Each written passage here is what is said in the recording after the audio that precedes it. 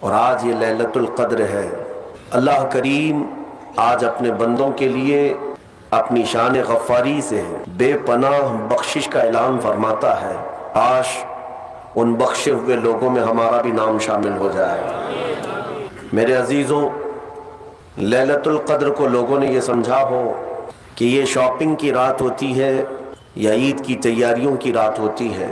میرے عزیزوں، اتنا حسین موقع جس کو مل رہا ہو جہنم سے آزادی کا، اگر اسے پتہ چل جائے کہ جہنم ہے کیا چیز، اس کے دروازے کیسے ہیں، اس کے طبقات کیسے ہیں، تو میرے عزیزوں شاپنگ تو دور کی بات، وہ جینے کے اندر مزے ہی ختم کر لے گا۔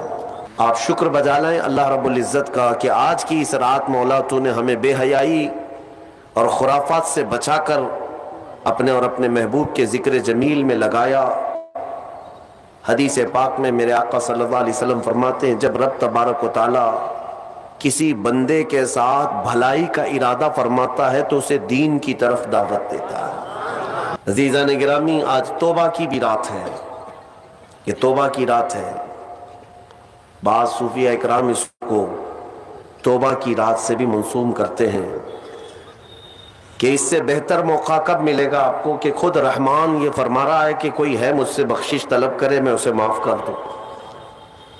تو یہ آج کی رات توبہ اسی لیے بھی میں عرض کر رہا ہوں کہ اللہ نے سورہ نور میں ارشاد فرمایا، اے ایمان والو تم سب کے سب مل کر کے اللہ کی بارگاہ میں توبہ کرو، ان قریب کامیاب ہو جاؤ گے۔ یعنی توبہ کو بھی رب ذوالجلال نے فرمایا تمہاری کامیابی کی سیڑھی ہے۔ میرے عزیزو، آج ہزاروں بیماریاں ہمارے معاشرے میں گھر کر چکی ہیں، اور ان بیماریوں کا ایک علاج یہ بھی ہے کہ بارگاہ رب العزت میں حاضر ہو کر کے اپنے پچھلے تمام گناہوں سے توبہ کر لیں۔ بے شک اللہ تعالیٰ توبہ کرنے والے اور پاکیزہ رہنے والوں کو پسند فرماتا ہے۔ توبہ کرنے والوں کو اللہ تبارک و تعالیٰ پسند فرماتا ہے۔ کس چیز سے توبہ کرنے والے ہیں آپ؟ کسی کو اگر ایسا لگتا ہے میرے کیا گناہ ہے، میرے عزیزوں اس قدر بوجھ ہے کہ آپ اندازہ بھی نہیں کر سکتے ہیں۔ آج کی رات کسی کو غرور اور گھمنڈ بھی نہ آئے کہ میں نے رمضان کی پوری تراویح پڑھ لی ہے، پورے روزے رکھ لیے، میرا کیا ہے۔ حساب کتاب میں اگر ہم عدل کے ترازو پر تولے جائیں تو پتہ نہیں ایک ہی روزے میں پھنس جائیں۔ آج کی رات توبہ کرنا ہے اے نوجوانوں، لوٹ آؤ، تمہارا رب تمہارے انتظار میں۔ یہ حدیث پاک کے الفاظ میں آپ کے سامنے رکھتا ہوں۔ میرے آقا صلی اللہ تعالیٰ علیہ وسلم نے صحابہ سے پوچھا کہ اے میرے صحابہ بتاؤ، ایک شخص صحرا میں سفر کر رہا ہے۔ ہم دیکھیں افریقہ کے صحرا اور مصر کے صحرا کو 200 کلومیٹر 300 کلومیٹر تک ایک درخت بھی نہیں نظر آتا، چاروں طرف سے میدان، آسمان ایسا لگتا ہے کہ زمین سے لگا ہوا ہے، جس طرف بھی منہ کرو راستہ تو کچھ ہے نہیں، ریت میں چلنا ہے۔ تو صحرا کی موت بھی مشہور ہے تاریخ میں، اگر کوئی صحرا میں بھٹک جاتا تو پیاس کی شدت سے وہ صحرا میں مر جاتے، ہزاروں کی لاشیں وہاں ریت میں پڑی رہتی ہیں، راستہ بھٹک جاتے تھے، کیونکہ وہاں کوئی راستہ بنا ہوا ہے، ڈائریکشن پتہ ہی نہیں چلتا کدھر جانا ہے، جس طرف بھی جاؤ سیدھا ہی لگتا ہے۔ حضور نے مثالاً عرض کیا، ارشاد فرمایا مثال کے ساتھ۔ میرے آقا فرماتے ہیں وہ اپنی اونٹنی کے ساتھ، اپنے ساز و سامان کے ساتھ صحرا میں سفر کر رہا تھا، بیچ میں راستے میں تھک گیا اور سونے کے لیے ایک جگہ بیٹھا، سویا تو سو کر جب بیدار ہوا تو دیکھا اس کی اونٹنی ساز و سامان سمیت غائب ہے، پورا اس کا توشہ دان، سارا ساز و سامان اور اونٹنی کے ساتھ غائب ہے۔ اب سفر کرے گا کیسے، صحرا میں جائے گا کدھر؟ اٹھنے کے بعد بہت تلاشا، اس کا اونٹ اسے نہیں ملا، نہ اس کا ساز و سامان، بھوک بھی شدت کی، پیاس بھی شدت کی۔ اب سفر اس کے لیے موت کا قریب کا وقت ہے، تھک گیا۔ میرے عزیزوں واپس وہ تھک ہار کر کے ایک جگہ سویا، ایک جگہ سو گیا، اور جب نیند سے بیدار ہوا تو دیکھا اس کی اونٹنی ساز و سامان کے ساتھ اس کے پاس کھڑی ہے۔ توجہ چاہتا ہوں، اب میرے آقا صلی اللہ علیہ وسلم صحابہ سے پوچھتے ہیں، یہ مثال عربوں کو دی گئی تھی، کیونکہ وہ اونٹ کے سفر کو بھی جانتے تھے اور صحرا کو بھی جانتے تھے. حضور نے پوچھا صحابہ سے اس اونٹنی والے کو کتنی خوشی ہوگی؟ تھک ہار کر کے ساری امیدیں ختم ہو گئی تھی، پھر اچانک اس کو ساز و سامان کے ساتھ اس کی سواری مل گئی تو کتنی خوشی ہوگی؟ صحابہ نے کہا یا رسول اللہ اس کی زندگی کی وہ سب سے بڑی خوشی ہوگی، کیونکہ اس کی کوئی بھی چیز مل گئی، اس کا راستہ اب آسان ہو جائے گا، اس کے زندہ رہنے کی امیدیں جاگ گئی. نبی اکرم صلی اللہ تعالی علیہ وسلم ارشاد فرماتے ہیں بلا تشبیہ و بلا تمثیل، میرے آقا فرماتے ہیں اے میرے صحابہ، اس سے زیادہ خوشی جب بندہ گناہوں سے توبہ کر کے آتا ہے تو مولا خوش ہوتا ہے کہ میرا بندہ میرے پاس واپس آ گیا، میرا بندہ میرے پاس واپس آ گیا. اور رب تبارک و تعالیٰ فرشتوں پر رشک فرماتا ہے جب بھٹکا ہوا کوئی واپس اپنے راستے پر آتا ہے تو رحمان خوش ہوتا ہے. میرے عزیزو، میں نے یہ بھی پڑھا ہمارے گناہوں کی وجہ سے، ہماری بدعمالیوں کی وجہ سے یہ پوری کائنات کی ہر چیز خفا ہوتی ہے. آپ کیا سمجھتے ہیں کہ یہ درخت تمہیں سلام کر رہے ہوتے ہیں؟ یہ زمین یہ آسمان تمہیں دعائیں دے رہے ہوتے ہیں؟ یہ ہمارے گناہوں کو اپنے سامنے آنکھوں سے دیکھ کر کے اللہ کی بارگاہ میں کہتے مولا تو انہیں ہلاک کیوں نہیں کرتا؟ زمین بھی کہتی ہے کہ مولا تو حکم دے میں پھٹ جاؤں اور اندر ان کو سمو لوں. یہاں تک کہ فرمایا گیا سمندر روزانہ جلال میں آتا ہے گناہوں کی کثرت کی وجہ سے.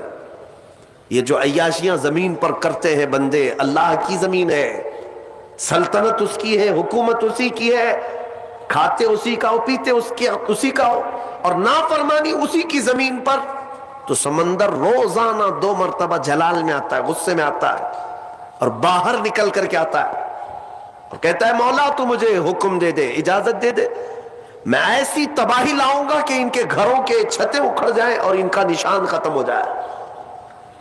رب تبارک و تعالیٰ کا حکم ہوتا ہے سمندر تو واپس چلا جا، میں اپنے بندوں کے توبہ کا انتظار کر رہا ہوں. سمندر کو واپس کر دیا جاتا ہے.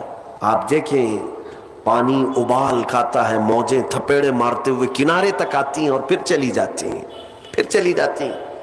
بزرگوں نے فرمایا روزانہ سمندر اجازت مانگتا ہے کہ ان کے گناہوں کی پاداش میں انہیں تباہ کر دوں، لیکن میرے عزیزوں وہ رحمان ہے جو اپنے بندوں سے ماؤں سے زیادہ پیار کرتا ہے، ماؤں سے زیادہ رحم فرماتا ہے.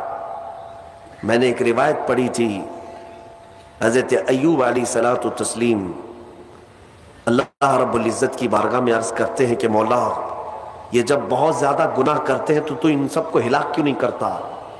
فوراً ان کے گناہوں پر ان کی ہلاکت کیوں نہیں آتی؟ آپ سے کہا گیا، آپ کو حکم ہوا کہ آپ مٹی کے مٹکے بنائیں، خوبصورت سے خوبصورت، حکم خدا تھا تو وہ بنانے پر لگ گئے، الگ الگ رنگ کے، الگ الگ نقش و نگار کے بنا کر کے تیار ہوئے. تو رب تعالیٰ نے فرمایا اب ایک لائن سے ایک ایک کو توڑتے آؤ. بنانے کا حکم ہوا اور اس کے بعد توڑنے کا حکم ہوا. جب توڑنا چاہ رہے تھے تو ان کو یاد آ رہی تھی چیزیں کہ میں نے اس کو اتنی محنت سے بنایا، اتنے نقش و نگار اس میں کیا، اس کو توڑنا ہے، اس کو توڑنا ہے. ان کا دل پسیج گیا کہ اپنی محنت سے ہاتھوں سے بنایا ہوا یہ مٹکا ہے، اس کو اپنے ہاتھوں سے توڑ دو. حکم تھا رب تعالیٰ کا. تو رب تبارک و تعالیٰ نے فرمایا ایوب تم نے مٹی کے مٹکے ہاتھوں سے بنائے اور توڑنے کا تمہارا دل نہیں کرتا، یہ پورے بندے میری دستے قدرت سے بنائے ہوئے ہیں. یہ رب تبارک و تعالیٰ کی مخلوق ہے، کیا میں ان کو ایسے ہی ہلاک کر دوں؟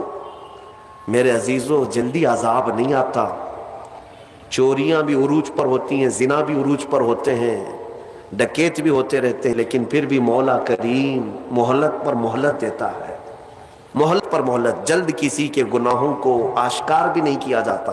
حضرت عمر فاروق رضی اللہ تعالیٰ عنہ کے زمانے میں ایک شخص شراب کے جرم میں پکڑا گیا، اس کو سزا کے لیے لایا گیا. تو اس نے کہا کہ حضور معاف کر دیں، میرا پہلا جرم ہے، اس کے بعد نہیں کروں گا. آپ نے فرمایا تو جھوٹ بولتا ہے، تو جھوٹ بولتا ہے. کہا کہ نہیں سچ کہہ رہا ہوں کہ پہلی بار پکڑا گیا ہوں, پہلی بار میں نے ایسا کیا ہے. انہوں نے کہا نہیں تو جھوٹ بولتا ہے, جب سختی کی گئی تو پتا چلا اس نے اس سے پہلے 10 بار کیا ہے.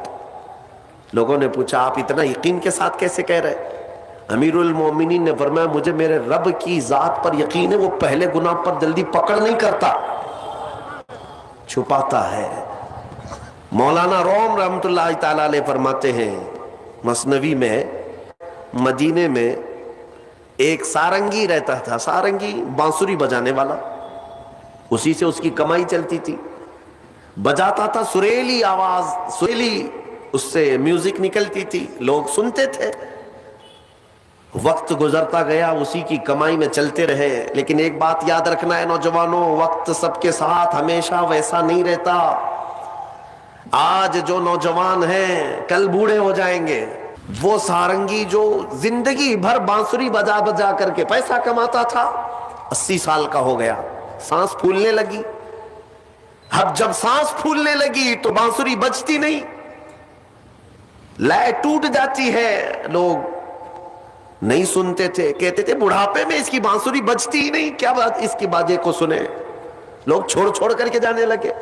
نہ کوئی محفل گرم ہوتی, نہ کوئی اس کو پیسہ دینے والا تھا. اور اب تو ایسے حالت ہو گئی کہ اس بوڑھے کے 80 سال کی عمر میں پیٹ کے لالے پڑ گئے, کھانے پینے کے لیے کچھ نہیں ہے. جو کچھ بھی ملتا تھا وہ بانسری کے بجانے سے ملتا تھا. تھک ہار کر کے اپنی بانسری کو لے کر کے آیا جنت البقیع قبرستان, مدینہ طیبہ کا مشہور قبرستان. غالباً ایسی کوئی مقدس رات رہی ہوگی, یہ حضرت عمر فاروق کا زمانہ ہے. رات کافی ہو چکی, مدینہ سو رہا, مدینے کے لوگ سو رہے ہیں. اور وہ قبرستان میں آیا اور قبروں کو دیکھنے لگا. کہا عنقریب میرا بھی یہیں جانا ہے, مجھے بھی منو مٹی تلے اب دب جانا ہے. چند لمحوں کا میں مہمان ہوں, چند دنوں کا پتہ نہیں. اور زندگی بھر بانسری بجا بجا کر کے کھاتا رہا. آج کے دن اس نے کیا کیا, بانسری اٹھایا اور توڑ دیا. لکڑی کی ہوتی تھی, توڑ دیا اور کہا اے رحمان تیرا بندہ ہوں, دنیا نے مجھے کھلانا پلانا چھوڑ دیا ہے, کیا اب تو بھی نہیں کھلائے گا, کیا تو بھی نہیں پلائے گا. وہ پکارتا رہا اور روتا رہا اور کہا میرے پاس اس کے علاوہ اب کوئی دروازہ باقی نہیں ہے. بانسری توڑ دیا اور پکارتا پکارتا تھک ہار کر اسی قبرستان میں مٹی میں ہی سو گیا, تھک کر کے گر گیا نیچے. جانتے ہیں سیدنا عمر ابن خطاب رضی اللہ تعالیٰ عنہ مسجد نبوی میں رات کے وقت قرآن پڑھ رہے تھے, عبادت میں مشغول تھے. آپ کی آنکھیں کیا بند ہوئی, مصطفیٰ کریم صلی اللہ تعالیٰ علیہ وسلم تشریف لائے. کہا عمر اٹھو مسجد سے, جاؤ جنت البقیع میں میرا ایک غریب امتی بھوکا ہے, میرا ایک غریب امتی بھوکا ہے. میرے رب نے حکم دیا کہ اس کے کھانے پینے کا انتظام کرو.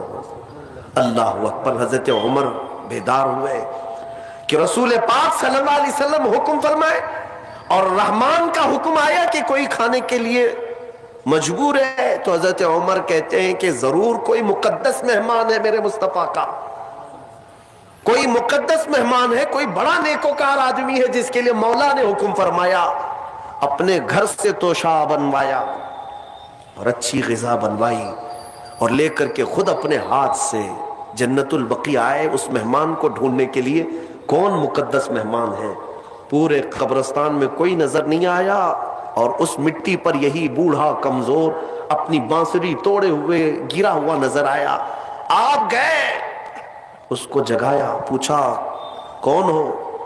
وہ جھجک کر کے اٹھ گیا اور سامنے امیر المومنین کو دیکھ کر ڈر گیا کہ کہیں میری سزا کا وقت نہ آ گیا ہو, کوڑے نہ مارے جائیں مجھے. اٹھ گیا. حضرت عمر نے کہا کیا تو ہی بھوکا آدمی ہے, کیا تو ہی پیاسا آدمی ہے؟ کہا ہاں امیر المومنین, بھوکا اور پیاسا تو میں ہوں. دسترخوان وہیں بچھایا, توشہ اس کے سامنے کھول دیا اور کہا لے کھا لے, تیرے کھانے کے لیے رحمان نے مجھے بھیجا ہے. مصطفیٰ کریم صلی اللہ علیہ وسلم کا حکم ہے. وہ بوڑھا ایک لقمہ کیا اٹھایا تھا کہ کرب سے اور درد سے رونے لگ گیا اور کھڑا ہو گیا اور پکار کر کے کہنے لگا، اے مولا، اے رب قدیر، 80 سال کا ہو گیا، زندگی بھر لوگوں کو خوش کرنے کی کوشش میں تجھ سے منہ پھیرا رہا، آج ایک رات تجھے کیا پکارا کہ تو نے وقت کے امیر المومنین کے ہاتھ میرا توشہ بھیجا، وقت کے امیر المومنین کے ہاتھ میرے کھانے اور روٹی کا انتظام کیا۔ یہ کہہ کر کہ وہ بے ہوش ہو کر گر پڑا۔ میرے عزیزوں، یہ آج کی رات میں تم سے اتنا مطالبہ کروں گا، دیر ابھی بھی نہیں ہوئی، پلٹ آنے کا وقت ہے۔ وَتُوبُوا إِلَى اللَّهِ جَمِيعًا أَيُّهَا الْمُؤْمِنُونَ، تم سب کے سب اللہ کی طرف لوٹ آؤ اے مومنو۔ میرا مولا فرماتا ہے لعلکم تفلحون، ان قریب تم کامیاب ہو جاؤ گے۔ اسی کو تو اقبال نے کہا تھا، وہ ایک سجدہ جسے تو گراں سمجھتا ہے، وہ ایک سجدہ جسے تو گراں سمجھتا ہے، ارے 1000 سجدوں سے دیتا ہے آدمی کو نجات۔ ادھر ادھر سر جھکانے سے تیرے سر کو اگر کوئی چیز بچا سکتی ہے تو میرے رب کا سجدہ ہے۔ یہاں جھک گئے تو مولا ہر جگہ جھکنے سے بچا لے گا، یہاں کے فقیر ہو گئے تو مولا ہر جگہ کے فقر سے بچائے گا، اس بارگاہ کے محتاج ہو گئے تو دنیا کی محتاجی سے بچائے گا۔ میرے عزیزوں، میں آپ کو اور ایک بات عرض کر کے، حالانکہ میرا عنوان الگ ہے، میں صرف رات کی بات تھی، آج کی جو رات ہے وہ توبہ کی رات ہے، شاپنگ میں اور عیاشی میں گزارنے کی رات نہیں۔ حبیب اجمی کا نام سنا ہوگا آپ نے، بغداد کے رہنے والے مشہور مالدار شخص، پیسہ بہت تھا لیکن معاملہ یہ تھا کہ سود پر پیسہ، سود کا کاروبار، لوگوں کو سود دینا، لوگوں سے سود لینا، یہ کاروبار چلتا تھا۔ مسلمانوں، اگر اپنے معاشرے میں سود کی بلا ہے تو فوراً توبہ کر لو۔ میرے آقا صلی اللہ علیہ وسلم کا فرمان عالی شان ہے، جس نے سود کا ایک لقمہ کھایا وہ گناہ اتنا بڑا ہے کہ جیسے کہ کعبے کے سامنے اس نے اپنی ماں سے زنا کیا۔ یہ بہت خطرناک چیز ہے، لوگ اس کو آج ہلکے میں لیتے ہیں۔ تو میں عرض یہ کر رہا تھا کہ حبیب اعظمی سود کا کاروبار کرتے رہے۔ ایک دن ایسا ہوا کہ اپنی بیوی سے گوشت لا کر دیا اور کہا کہ پکاؤ۔ بیوی نے کہا لکڑیاں نہیں ہیں۔ کہا کہ میں فلاں کے اوپر میرا سود آتا ہے، سود میں وہ لکڑیاں لے آؤں گا، سود میں لکڑیاں بھی، گھر کا آٹا بھی سود میں لا کر کے دیے۔ بیوی نیک تھی، سمجھاتی رہی۔ اس دن دعا کرتی ہے، مولا میرے شوہر، میرے سرتاج، میرے رفیق حیات کو ہدایت دے دے۔ جب چولہے پر یہ ہانڈی رکھی گئی، کھانا پک گیا، یعنی سالن پکا، تو اس نے اتارا، حبیب اجمی دسترخوان پر تھے، ہانڈی کھولی گئی تو اس میں پکتا ہوا خون تھا، خون کے علاوہ کچھ نہیں۔ حبیب اعظمی نے پوچھا یہ کیا ہے؟ بیوی نے کہا جب لوگوں کا مال سود میں لا کر کے دو گے تو اللہ تعالیٰ تمہیں دنیا میں ہی خون کھلا رہا ہے، آخرت میں کیا عذاب ہوگا۔ بات اثر کر گئی، بات اثر کر گئی دل پر، اور ڈر بھی گئے کہ اپنی آنکھوں سے دیکھا کہ پکتا ہوا گوشت خون بن چکا ہے۔ فوراً پورے جسم میں کپ کپی تاری ہو گئی، توبہ کیا، کھڑے ہو گئے، گھر سے باہر نکلے تو راستے سے جا رہے تھے، بچے جو کھیل رہے تھے، ایک بچے نے پکار کر کہا اے بچے ہٹو، یہ سود خور آ رہا ہے، اس کی چھاؤں کہیں ہم پر پڑ گئی تو ہم برے ہو جائیں گے۔ بچوں میں بھی یہ بات آ گئی تھی۔ حبیب اجمی کو آج دل پر بات لگی، میرا رب کسی کے لیے ہدایت دیتا ہے تو کچھ ذریعے بنا دیتا ہے۔ حبیب اجمی اب رونے لگ گئے کہ میں اس قدر خستہ ہوں، اس قدر بدنام ہوں کہ بچے میری چھاؤں سے بھاگ رہے ہیں۔ اب سوچا کہ اب میں سود نہیں لوں گا اور نہ ہی اس کاروبار میں، سب کو چھوڑ دیا۔ لیکن اب مسئلہ یہ تھا کہ بچپن شروع سے کوئی کام کرنے کی عادت نہیں تھی، پیسہ دینا ہے، مارکیٹ میں گھما کر کے بڑا کر کے لانا ہے، کام کرنے کی عادت نہیں تھی، فن نہیں تھا، ہنر معلوم نہیں تھا، اب کمائیں تو کیسے کمائیں۔ سوچا کہ اب اس چیز کو چھوڑ دیا ہوں، تو بیوی سے آ کر کے کہا میری رفیق حیات، میں نے توبہ کر لیا ہے، میں نے توبہ کر لیا، آج کے بعد سے یہ سود کی طرف میں ہاتھ بھی نہیں بڑھاؤں گا۔ بیوی سجدہ شکر ادا کرتی اور کہتی ہے میرے رفیق، اے میرے زندگی کے ساتھی، اب فکر مت کرنا، میں تم سے کسی چیز کا مطالبہ نہیں کروں گی، آدھی روٹی بھی لاؤ میں صبر کروں گی، آدھی روٹی بھی آئی تو میں صبر کروں گی، اس لیے کہ آپ حلال رزق کی طرف جا رہے ہیں۔ کاش ہماری عورتیں ایسی ہوں جو اپنے شوہر کو سیدھے راستے پر لانے کا سبب بن سکے، ورنہ بہت ساری عورتوں کے مطالبات کی وجہ سے مرد حرام کاریوں میں پڑ گئے۔ تنخواہ تھوڑی سی ہے، عورت کے مطالبے زیادہ ہیں، اس کے مطالبے پورے کر نہیں پا رہا ہے تو حرام کاریوں میں مصروف۔ بہت سارے مردوں کے بگڑنے کی وجہ ان کی عورتیں بنی ہیں، اور جب پورا نہیں کر پاتے اور پیسہ بھی نہیں مل پاتا تو پھر نشے کی عادت لگ جاتی ہے، ٹینشن سے مکتی چاہیے، جو روز عورت مجھے گھر پہ جاتی پریشان کرتی ہے۔ میرے عزیزوں، وہ حبیب اجمی کی خاتون نے ان کو دلاسا دیا کہ جاؤ آپ نوکری کرو۔ نوکری کہاں کرتے، اب تک کرنے کی عادت نہیں تھی، عمر ہو گئی تھی۔ سیدھے گئے، ایک دیہات چھوٹا گاؤں تھا، اس گاؤں کی ایک مسجد تھی، مسجد کے اندر جا کر بیٹھ گئے، دن بھر بیٹھے رہے، نمازیں پوری پڑھ لی، عشاء کا وقت ہو گیا، نماز پڑھ کر کے اللہ کی بارگاہ میں رونے لگے، مولا کام کا آدمی نہیں ہو، اب تک کیا نہیں، اب میں اپنے گھر کیسے چلاؤں، تو میرے لیے کوئی انتظام فرما۔ رات کے وقت آئے، بیوی نے پوچھا کوئی نوکری ملی؟ کہاں مل گئی ہے، نوکری مل گئی ہے، بہت ہی اچھی جگہ پر ایک بادشاہ ہے، اس کے ہاں خدمت پر میں لگ گیا۔ کہا بہت اچھی بات ہے۔ دوسرے دن پھر گئے، اسی مسجد میں بیٹھے رہے، رات کو آئے، بیوی نے پوچھا کچھ اجرت ملی آج؟ جس بادشاہ کے ہاں کام کر رہے ہو تمہاری نوکری پر کچھ تنخواہ ملی؟ کہا نہیں، بادشاہ نے کہا ہے کل دے دوں گا۔ اپنی بیوی کو ٹال رہے تھے، اپنی بیوی کو ٹالنے کے لیے بول دیا ایسی کہ نوکری کر رہا ہوں، کہا کہ کل دینے کا وعدہ کیا ہے۔ پھر تیسرا دن آیا، تیسرے دن بھی وہ اسی مسجد میں رات گزار کر آئے، بیوی نے پھر پوچھا کچھ اجرت ملی؟ کہا نہیں آج بھی نہیں دیا، بادشاہ نے کہا کل دے دوں گا۔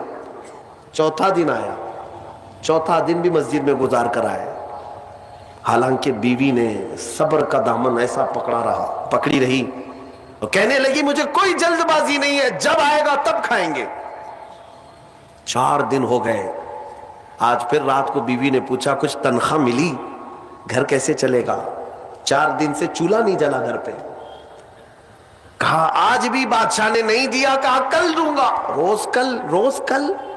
5 دن گزر گئے، اس کے بعد وہ 5ویں دن ایسی ان کی کیفیت تھی کہ اب رات جب بہت زیادہ ہو گئی تو گھر کی طرف پلٹ رہے تھے، پاؤں بوجھل ہو گئے۔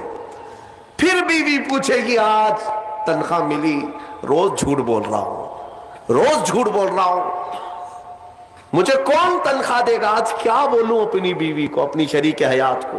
جب وہ واپس پلٹے تو آج رات کو اپنے گھر کے باہر ہی دیکھتے گھر میں خوب اجالا ہے، گھر میں روشنی ہے، گھر کی طرف آگے بڑھتے بڑھتے آئے، میری بیوی سوئی نہیں، انتظار میں ہوگی، پوچھے گی کیا اجرت ملی، تنخواہ ملی؟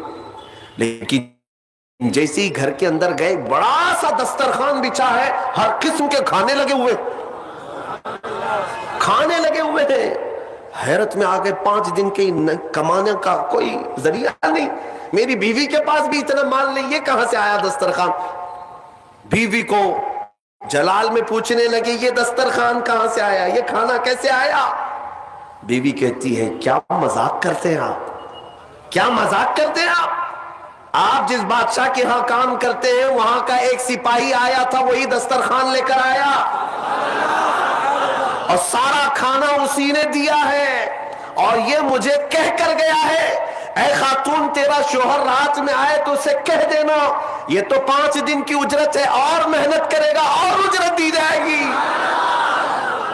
حبیب اجمی غش کھا کر گر پڑے، بیوی نے اٹھایا، پوچھا کیا بات ہے، کیوں غش کھا کر گر پڑے؟ ہوش آنے کے بعد کہتے میری رفیق حیات آج سچ بتاتا ہوں، میں نے کوئی نوکری نہیں کی، میں نکما آدمی، کوئی نوکری نہیں کی، مسجد میں جاتا تھا خالی بیٹھا رہتا تھا، آج ڈر کر کے آ رہا تھا کہ تجھے جواب کیا دوں گا، وہ رحمان اس قدر غیرت مند ہے اپنے بندوں پر، اتنا رحیم ہے کہ تیرے سامنے شرمندہ ہونے سے بچانے کے لیے وہ جس کو بھیجا مولا وہ کسی بادشاہ کا سپاہی نہیں، وہ اسی رحمان کا کوئی فرشتہ آیا تھا جس نے کھانا دیا ہے۔ عزیزان گرامی، کہنے کے لیے بہت ساری باتیں ہیں، لیکن میں اتنی بات عرض کرنا چاہتا ہوں، زندگی گناہوں میں گزری، ایک بار توبہ کر کے حبیب اعجمی کیا آ گئے اور مولا کریم نے اپنے سارے دسترخوان ان کے لیے کشادہ کر دیے۔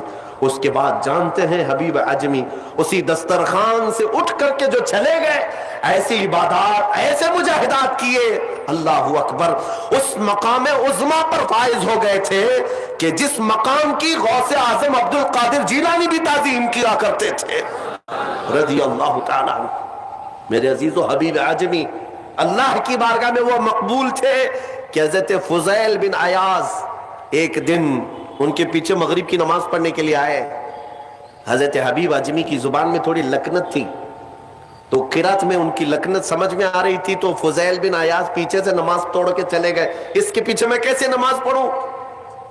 فضیل بن عیاض بہت پائے کے ولی ہیں، کہتے ہیں میں گیا تو 3 دن تک میری عبادت کا ذوق ختم ہو، لطف ہی ختم ہو گیا۔ میں بارگاہ مولا میں رونے لگا کہ مولا مجھ سے کیا خطا ہوئی۔ رات کے وقت مجھے غیب سے ندا آئی کہ فضیل، تو نے میرے محبوب حبیب کی صرف زبان دیکھا، اس کے دل کی پاکی کو نہیں دیکھا۔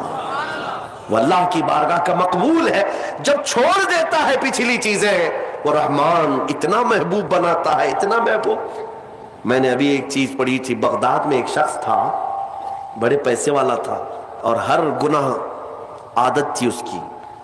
پیسے والوں کی اکثر یہ چونچلے ہوتے ہیں کہ وہ سوچتے ہیں کہ عیاشی میں کہاں میں پیسے لگاؤں۔ شراب پیتا تھا، خوب عیش، جوا میں پیسے لگتے تھے، روز نئی عورتوں کے ساتھ اس کی صحبتیں، یہ اس کا مزاج تھا تو مسلمان، پیسہ زیادہ ہونے کی وجہ سے ایک غلط سنگت میں غلط عادتوں کا مالک۔ اس شخص کی عادت یہ تھی کہ روز ایک نیا گناہ کرتا تھا اور ڈائری بنایا ہوا تھا، اس میں سب لکھ بھی دیا کرتا تھا، آج میں نے اتنے پیسے کا جوا کھیلا، آج میں یہ فلاں شراب پی ہے، آج میں نے ان لڑکیوں سے زنا کیا ہے، آج میں فلاں جگہ یہ کیا، سب جو کرتوت ہوتے تھے سب ڈائری میں لکھتا تھا، اتنی بڑی ڈائری بھی بن گئی۔ ایک دن ایسا ہوا کہ گزر رہا تھا بازار سے، ایک خاتون کو دیکھا جو حسین تھی اور مجبور نظر آ رہی تھی، اس کے پاس گیا، کہا کیا چیز ہے؟ اس نے کہا مجھے مال کی ضرورت ہے۔ اس نے کہا چل میرے گھر، میری خواہش پوری کر، میں تجھے جتنا چاہیے وہ دے دیتا ہوں۔ وہ عورت چلی آئی ساتھ میں، وہ عورت آ گئی۔ جب یہ نوجوان جو بغداد کا بڑا پیسے والا مالدار رات کے وقت اپنے بستر پر آیا اور اس خاتون کو کہا کہ آجا ہم دونوں تنہا ہیں، وہ عورت رات کے وقت سو تو گئی لیکن اس کا پورا جسم پیلا پڑ گیا، اس کا چہرہ پیلا اور ہاتھ پیر کانپنے لگ گئے۔ یہ نوجوان اٹھ کر کھڑا ہوا، کہا کہ ڈر رہی ہے تو کسی بات سے؟ تیرے جسم کی یہ زردی کس بات کی؟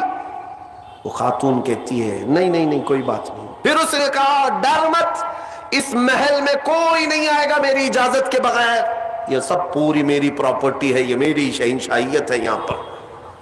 اس خاتون نے کہا ہاں یہ تو میں دیکھ رہی ہوں، لیکن مجھے ڈر اس بات کا ہے کہ وہ رحمان مجھے دیکھ رہا ہے، اس کے سامنے میں کیسے ننگی ہو جاؤں؟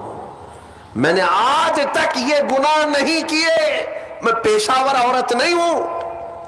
وہ کہتی ہے میں ایک بیوہ عورت ہوں، میرے 3 بچے ہیں، 4 دن سے بھوکے ہیں، میں روز انہیں تسلی دیتی ہوں کہ مجھے بازار میں کچھ کام مل گیا تو میں اجرت لا کر کے تمہیں کھلا دوں گی، مجھے کوئی نوکری نہیں دیتا، اور آج میں مجبوراً بازار میں کھڑی تھی، تو مجھے مل گیا، میں اپنے چھوٹے بچوں کے، یتیم بچوں کی بھوک کو ختم کرنے کے لیے تیرے گھر آ گئی، لیکن جب بستر پر سوئی تو مجھے خوف ہونے لگا کہ میرا رب دیکھ رہا ہے، میں نے آج تک جسم کو ننگا نہیں کیا۔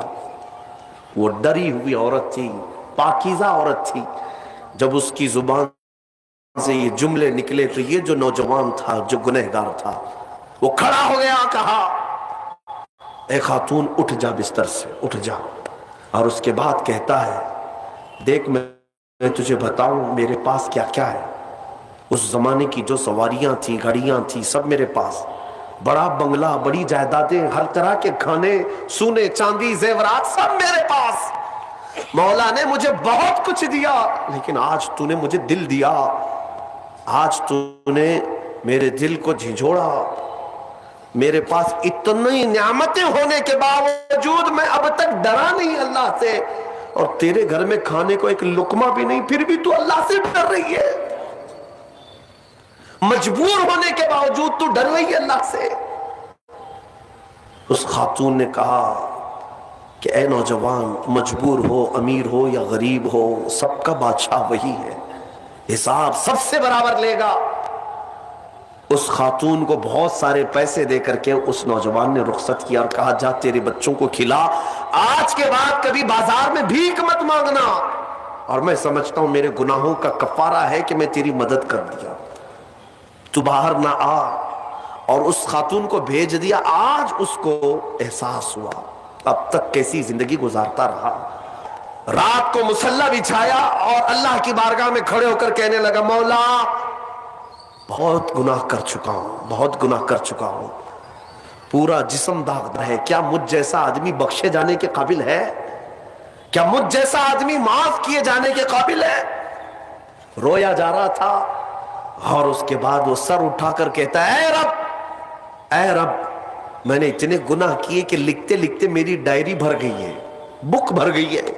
پھر تیرے پاس جو فرشتے ہیں نامہ اعمال لکھنے والے، انہوں نے کتنا. اور اس کے بعد ہاتھ جوڑ کر کہتا ہے رحمان اپنے دربار میں اتنی بات عرض کرتا ہوں، اگر میں بخشے جانے کے قابل ہوں تو مجھے معاف کر، یا تو پھر آسمان سے آگ بھیج کر کے مجھے ہلاک کر دے، مجھے ختم کر دے مولا. وہ روتے روتے روتے تھک گیا اور اس کے بعد اٹھتا ہے. توجہ، گھر کے اندر جا کر آج سچی توبہ کیا تھا. ڈائری وہ پھاڑنے کے لیے گیا جس میں روز گناہ لکھتا تھا، جو پچھلے سارے تھے ریکارڈ، کہتا ہے پھاڑ کر کے ختم کر دوں گا، آج کے بعد نشان بھی نہیں رکھنا ہے. جب وہ اپنے کمرے میں آیا اس ڈائری کو اٹھایا جو برسوں سے لکھ رہا تھا، وہ حیرت سے ڈوب گیا اس بات پر کہ جب وہ ڈائری اٹھایا تو دیکھتا ہے پورے اوراق سفید ہے، لکھا کچھ نہیں، ایک حرف بھی لکھا ہوا نہیں ہے. ورق پلٹتا گیا پلٹتا گیا پلٹتا گیا، کچھ نہیں ہے. وہ ادھر ادھر دیکھنے لگا، اس میری ڈائری سے مٹایا کس نے، میرے سارے ریکارڈ کس نے مٹایا. اس کے جسم پر کپ کپی تاری تھی، راشا تاری تھا. رات کا وقت تھا، غیب سے ندائی، اے بندے جب کوئی پوری دنیا کو میرے لیے ترک کرتا ہے تو میں اس کے گناہوں کو بھی مٹا دیا کرتا ہوں. جب زندگی میں لکھی ہوئی ڈائریاں مٹ جاتی ہیں تو میرے مولا کو یہ اعمال نامے سے مٹانے میں دیر نہیں لگے گی. یمحو اللہ ما یشاء، اللہ جس سے چاہتا ہے وہ ساری چیزیں مٹا دیتا ہے. میرے عزیزو، یہ لیلۃ القدر کی اہم ضروری بات تھی جو میں نے تمہارے سامنے رکھا.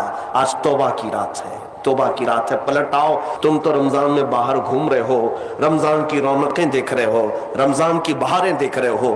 امت مصطفیٰ کے ہزاروں نوجوان آج جیل کی سلاخوں کے پیچھے ہیں. ہمارے کئی علماء بھی اندر بیٹھے ہوئے ہیں.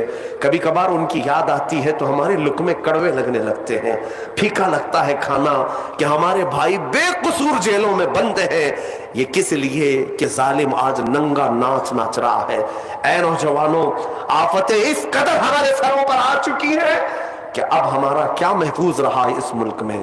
سوچو تو ذرا صحیح، پہلے ایسا تھا کہ دور دراز سے کوئی سازشوں کے جال بنتے تھے، آمنے سامنے کوئی نہیں آتے. لیکن اب حالات ایسے ہو گئے کہ سامنے تمہارے تلواریں لہرائی جا رہی ہیں، سامنے تمہارے چاقویں لہرائی جا رہی ہیں، سامنے تمہیں مار ڈالنے کی باتیں کی جا رہی ہیں، لیکن کچھ بھی یہاں پر گورنمنٹ ایکشن نہیں لیتی.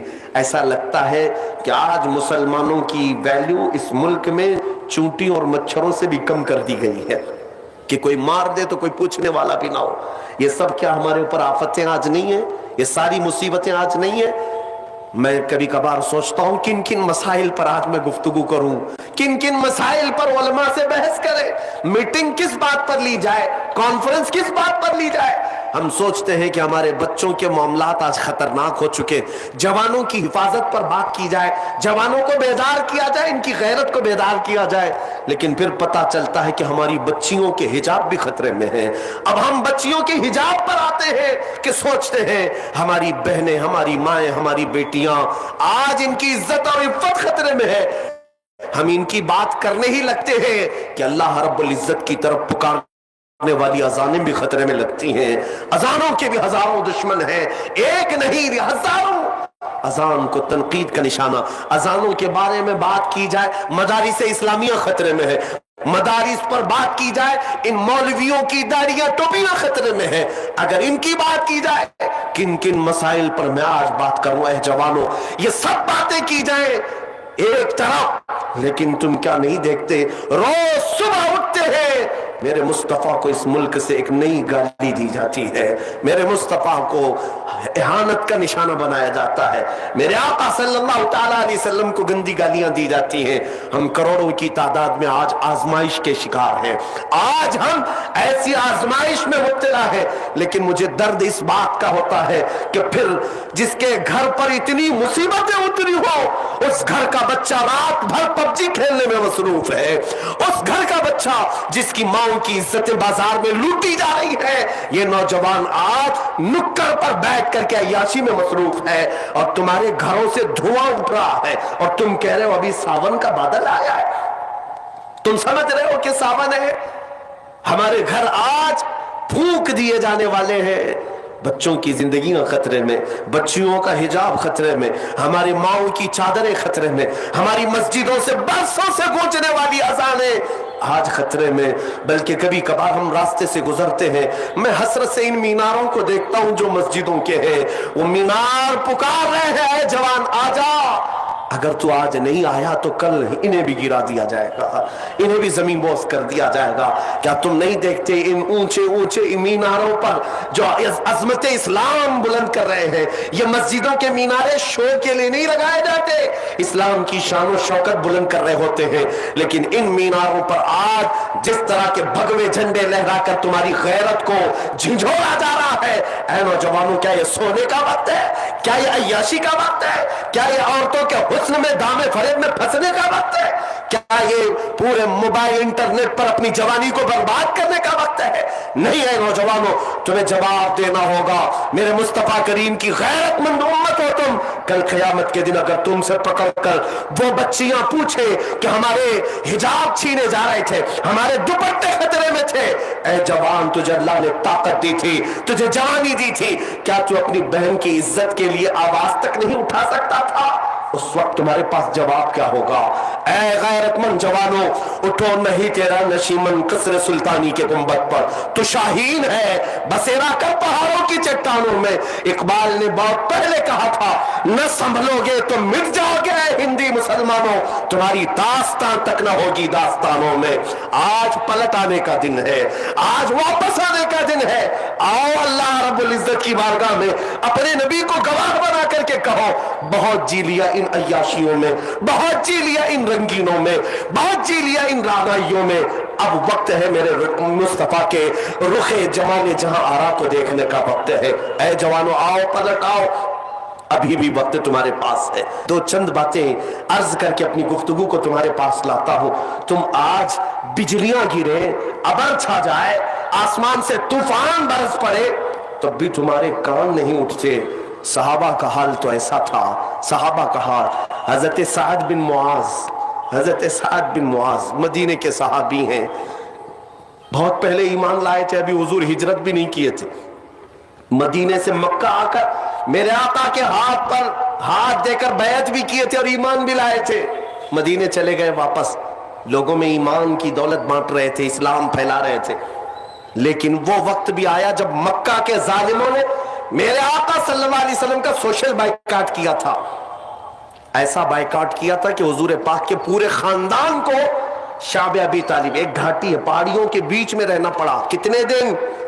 2-3 دن نہیں، میرے مصطفیٰ نے 3 سال گزارے، 3 سال۔ مکہ والوں نے ایسا بائیکاٹ کیا تھا کہ کوئی ان سے ملنے نہیں آتا، کوئی خرید و فروخت نہیں، کوئی سامان نہیں دیتا، مسافت تک نہیں کرتا، سلام بھی نہیں کرتا۔ کوئی ملاقات نہیں. ان ایام میں میرے آقا صلی اللہ تعالی علیہ وسلم پر ایسے دن آئے کہ آپ نے درختوں کے پتے کھائے, کئی دن تک پتوں پر گزارا کیا, اور سوکھے چمڑے کو پانی میں ابال کر کے کھایا کرتے تھے. سوکھا چمڑا, اس کے علاوہ کچھ میسر نہیں. مکہ والوں نے اتنی اذیتیں دی ہیں میرے مصطفیٰ, لیکن میں آپ کو کیا کہہ رہا ہوں سنو.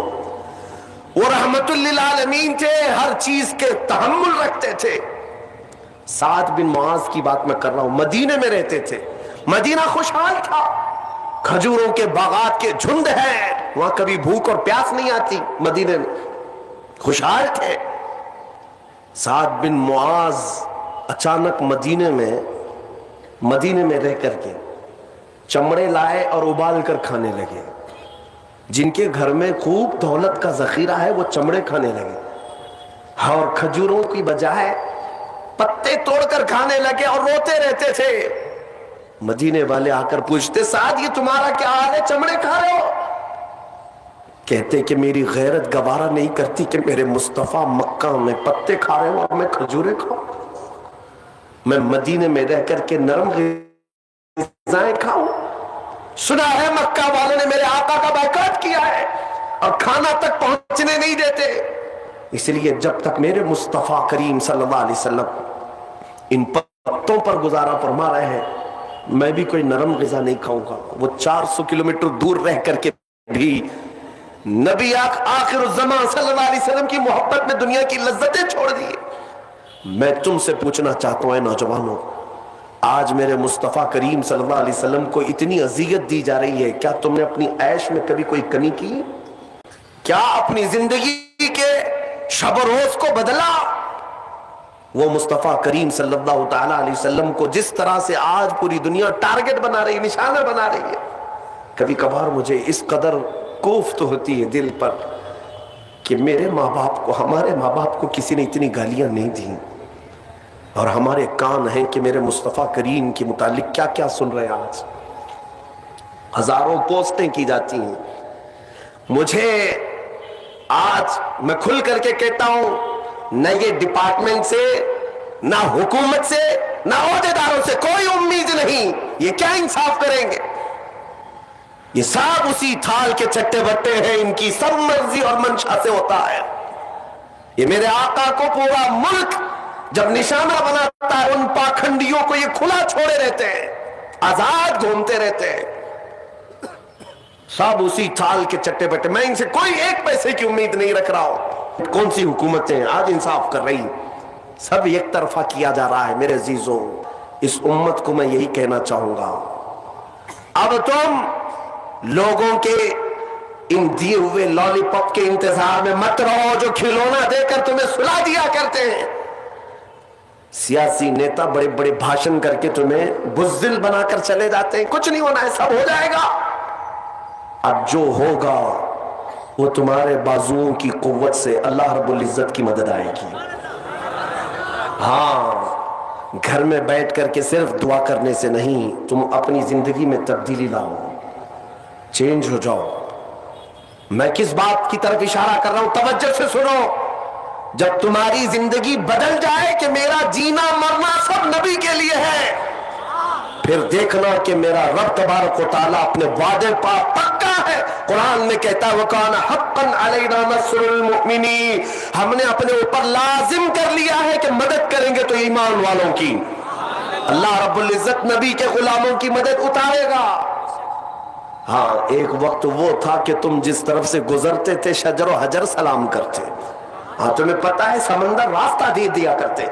افریقہ کے جنگل کے درندے نبی کے غلاموں کے تلوے چھانٹتے تھے کہ مصطفیٰ کا غلام آیا ہے مدینے سے.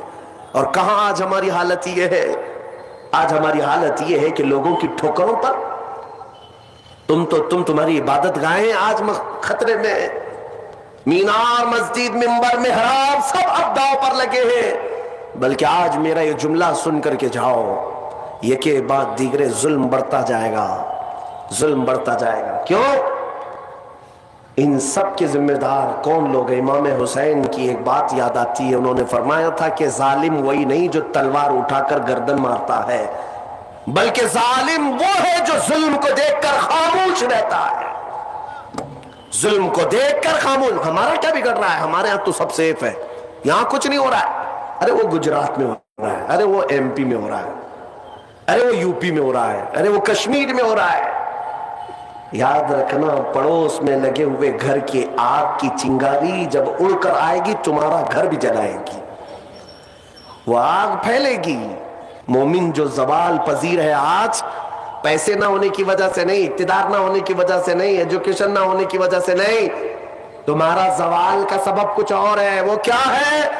اقبال کہتا ہے طریق مصطفیٰ کو چھوڑنا ہے وجہ بربادی.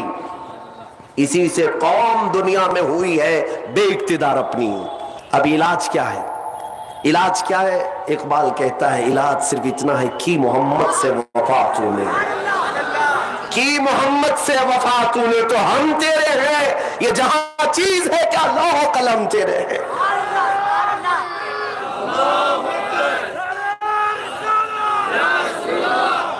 یہی ایک مین پوائنٹ ہے جس پر واپس آنا ہے. نوجوانوں سے آج میں کہوں گا, آج کے بعد رات کو اب گھر جاؤ گے یہ طے کر لینا, دنیا کے لیے بہت جیا ہے, اب مدینے کے والے کے لیے جینے کا وقت آ گیا ہے.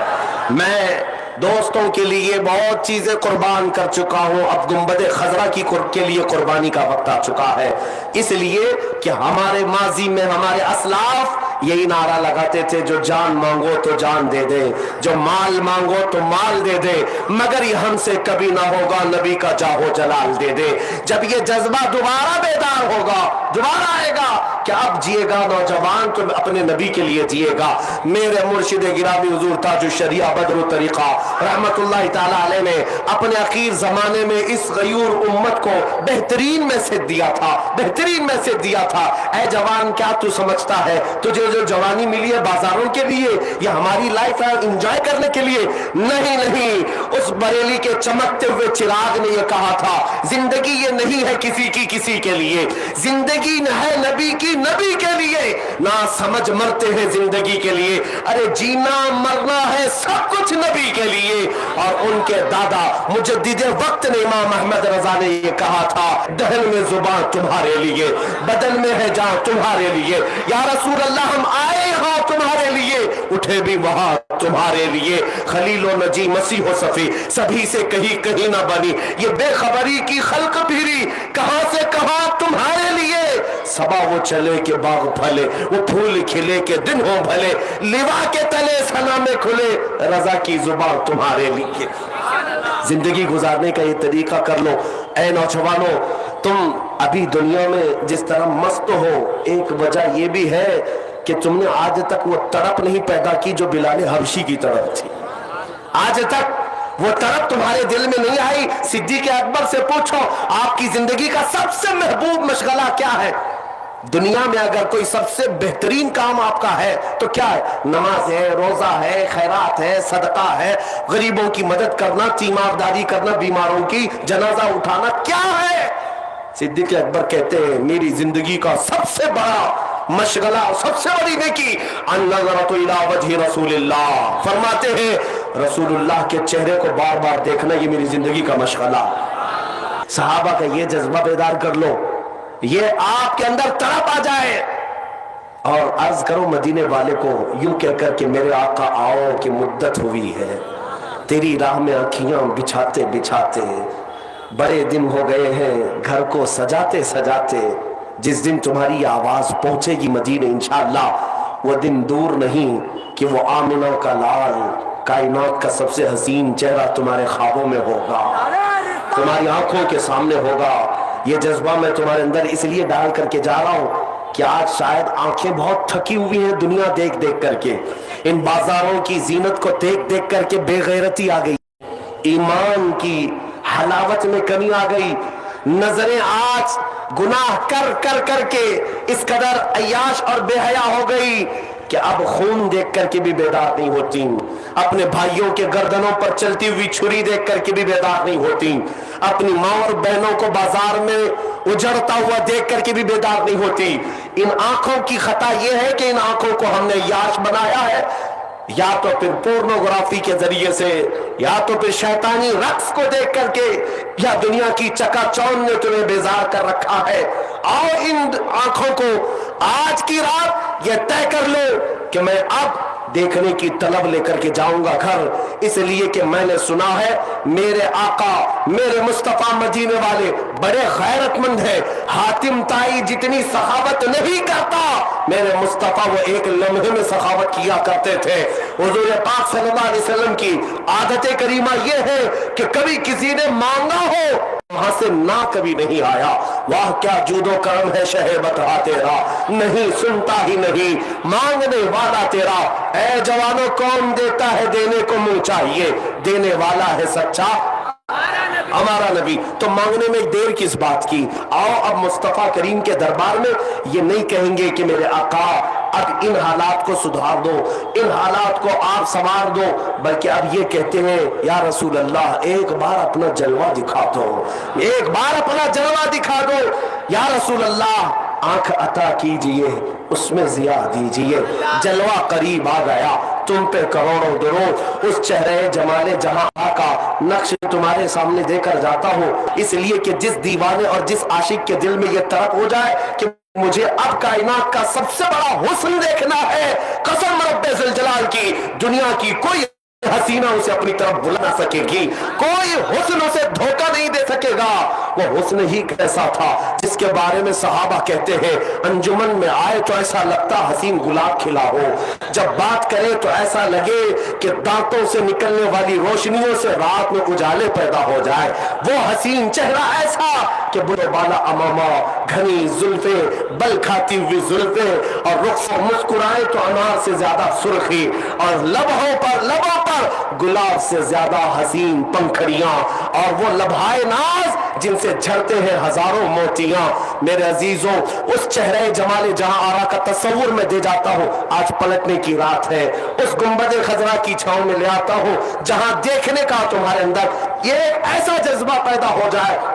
وہ کیسا حسن تھا جس کو شاعر کہتا ہے چہرہ ہے کہ انوار دو عالم کا صحیفہ، ماتھا ہے کہ وحدت کی تجلی کا ورق ہے، عارض ہے کہ والفجر کی آیات کے امی ہے، عارض ہے کہ والفجر کی آیات کے امی ہے، اور گیسو ہے کہ واللیل کے بکھرے ہوئے سائے، اور گیسو ہے کہ واللیل کے بکھرے ہوئے سائے، ابرو ہے کہ قوسین شب قدر کھلے ہیں، گردن ہے کہ برفرق زمین اوج ثریا، لب صورت یاقوت شعاؤں میں دھلے ہیں، قد ہے کہ نبوت کے خد و خال کا معیار، بازو ہے کہ توحید کی عظمت کے علم ہے، سینہ ہے کہ رمز دل ہستی کا خزینہ، پلکیں ہیں کہ الفاظ رخ لوح و قلم ہے، باتیں ہیں کہ طوبہ کی چٹکتی ہوئی کلیاں، لہجہ ہے کہ یزداں کی زبان بول رہی ہے، خطبے ہے کہ ساون کے امڑتے ہوئے دریا، قرات ہے کہ اسرار جہاں کھول رہی ہے، یہ داغ شیراز شبنم کے تراشے، یاقوت کی وادی میں دبکتے ہوئے ہیرے، یہ موج تبسم ہے کہ رنگوں کی دھنک ہے، یہ موج تبسم ہے کہ رنگوں کی دھنک ہے، یا ٹھہرا ہوا موسم ہے یہ قدرت کا عجیبہ ہے۔ عزیزان گرامی اس مصطفیٰ کریم کے حسن کا عکس کوئی آج تک نہ لا سکا ہے نہ لائے گا۔ اس مصطفیٰ کریم صلی اللہ علیہ وسلم کے دربار میں آج واپس آنے کا وقت ہے۔ مجھے امید ہو گئی ہے کہ آج کے بعد ہمارا جوان گناہوں سے توبہ کرے گا اور یہ عزم کرے گا جیوں گا میرے مصطفیٰ کی رضا کے لیے، جیوں گا میرے مصطفیٰ کی۔ آج یہ عہد کرتے ہیں آپ، یہ درد ملک شام کا درد بھی ہمیں ستا رہا ہے، یمن کا بھی، عراق کا بھی، افغان کا بھی، جہاں کے بچے بھوکوں مر رہے ہیں، علاج کی کمی کی وجہ سے ریگستانوں میں مر جاتے ہیں۔ ایک بچے کو گوشت کی ایک بوٹی دی جائے تو ایسے لپکتے ہیں میرے عزیزوں جیسا لگتا ہے سالوں سے کھایا نہیں ہے۔ یہ میرے مصطفیٰ کی امت کے آج حالات ہے، اور میرا ملک آج کس کرب سے گزر رہا ہے وہ بھی بتانے کی ضرورت نہیں۔ انشاءاللہ العزیز کسی اور موقع پر میں عرض کروں گا، اور ان ظالم درندوں کو میں یہاں سے کہتا ہوں جو میری ہر بات ریکارڈ کرتے ہیں، کرو جتنا ظلم کرنے کی طاقت ہے تمہارے پاس، اس لیے کہ تمہاری طاقت نہ فرعون کے برابر ہے، نہ شداد کے برابر ہے، نہ قارون کے برابر ہے، نہ حامان کے برابر ہے، اور کتنا ظلم کر سکتے ہو، ہماری گردنوں پر تم کرسی ہی بچھا سکتے ہو۔ انتظار کرنا میرے رب ذوالجلال کی طرف سے، جب وہ لاٹھی چلے گی تو بڑی بے آواز چلے گی۔ یہ تم نے آج جن اذانوں کے متعلق آواز اٹھائی ہے، کل تمہارے کانوں پر بھی یہی آواز گونجے گی۔ انشاءاللہ العزیز میرا یہ وجدان کہتا ہے کہ نہ کبھی کل جھکے تھے نہ آج جھکیں گے. ہم جھکتے ہیں تو صرف پروردگار عالم کی بارگاہ، ہماری پیشانی خم ہوتی ہے میرے مصطفیٰ کی بارگاہ میں. لیکن ایک بات یاد رکھنا، وقت کا چنگیز بھی آیا، وقت کا ہلاکو بھی آیا. اسلام کا پودا کل بھی لہلہا رہا تھا، آج بھی لہلہا رہا ہے، اور صبح قیامت تک اس کی روشنی برقرار رہے گی. تم سب کے نشان مٹ جائیں گے، تم چنگیزوں کی طرح غائب ہو جاؤ گے، اور باقی اگر اس زمین پر کچھ رہے گا تو میرے مصطفیٰ کا نعرہ باقی رہے گا. رہے گا یوں ہی ان کا چرچا رہے گا، رہے گا یوں ہی ان کا چرچا رہے گا. پڑے خاک ہو جائیں جل جانے والے، مٹ گئے مٹتے ہیں مٹ جائیں گے آدھا تیرے. نہ مٹا ہے نہ مٹے گا کبھی چرچا تیرا یا رسول اللہ. تو گھٹائے سے کسی کے نہ گھٹا ہے نہ گھٹے گا جب بڑھائے تجھے اللہ تعالیٰ تیرا. بس آخر میں اتنا کہوں گا، اے رب ذوالجلال بس اتنی زندگی دے دے ان کتوں کی موت ہم دیکھ سکے، ان ظالموں کو منہ رگڑتے ہوئے زمین پر ہم دیکھ سکے جنہوں نے ظلم کی داستانیں لکھنی شروع کی ہے. اے رب قدیر اب ہماری جماعت میں بازوئے خالد پیدا فرما دے، اب ہماری جماعت میں صلاح الدین کو دوبارہ زندہ کر دے.